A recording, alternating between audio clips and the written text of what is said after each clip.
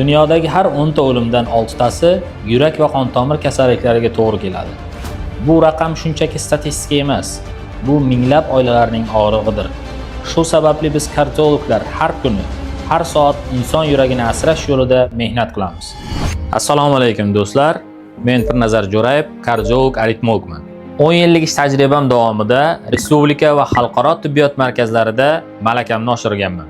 Faoliyatim davomida Ezgu Niyat va Heart Team klinikalarida yurak ritm buzilishlari bilan og'rigan bemorlarni tashxislash va medikamentoz jarrohlik usullarida davolash bilan shug'ullanganman.